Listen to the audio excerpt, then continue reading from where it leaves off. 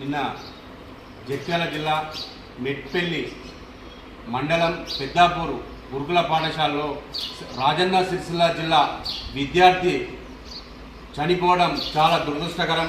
నిజంగా ఈ రాష్ట్ర ప్రభుత్వం ఆనాడు 8 నెలలు గడుస్తున్న ఈ రాష్ట్ర ప్రభుత్వం విద్యార్థులకు ఏదో మేలు చేస్తామని కాంగ్రెస్ ప్రభుత్వం గద్దెనెక్కింది.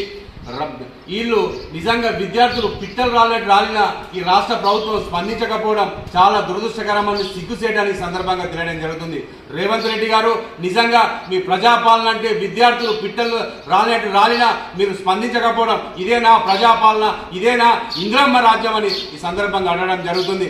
నిజంగా మీరు విద్యార్థులు ఎలా చనిపోయిండు, పాము కాటు చనిపోయినా ఎలా చనిపోయింది అని అధికారులు బయట పెడితే మీ ప్రభుత్వానికి చెడ్డ పేరు వస్తుందని మీరు ఏదో కప్పిపుస్తున్నారు. కానీ ఖచ్చితంగా జిల్లా కలెక్టర్ గారు వెంటనే ఒక కమిటీ వేసి నిర్జన కమిటీ వేసి విద్యార్థి ఎలా చనిపోయిందని ఖచ్చితంగా మీరు తెలియజేయాలని మీ సందర్భంగా తెలియడం జరుగుతుంది. 15 రోజుల కిందంటే అదే గురుకుల పాఠశాలలో ఒక విద్యార్థి చనిపోయాడు. మళ్ళీ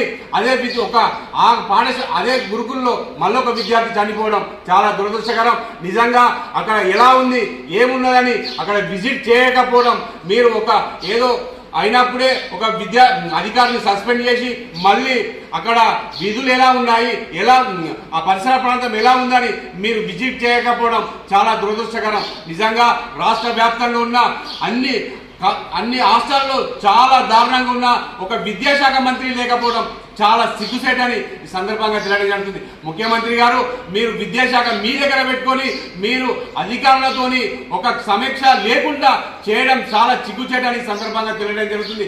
నిజంగా విద్యార్థులు చనిపోతుంటే తల్లిదండ్రులకు ఎంత బాధ ఉంటుందో ఒకసారి గుర్తు చేసుకోవాలి.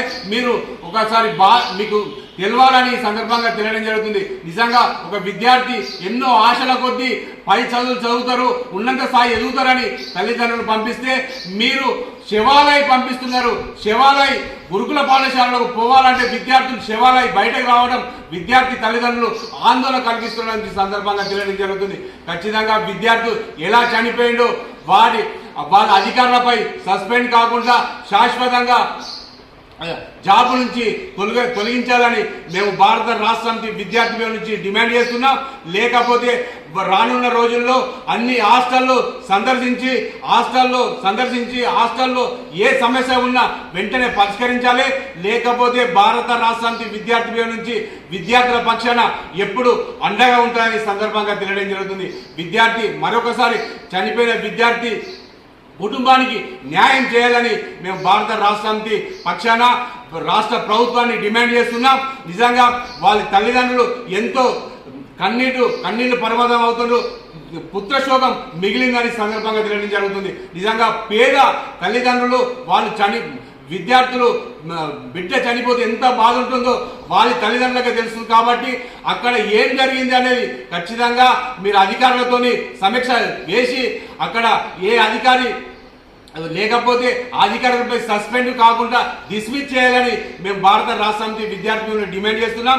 లేకపోతే విద్యార్థుల పక్షాన భారత రాష్ట్ర సమితి ఎల్లప్పుడూ ఉంటుందని తెలియడం జరుగుతుంది.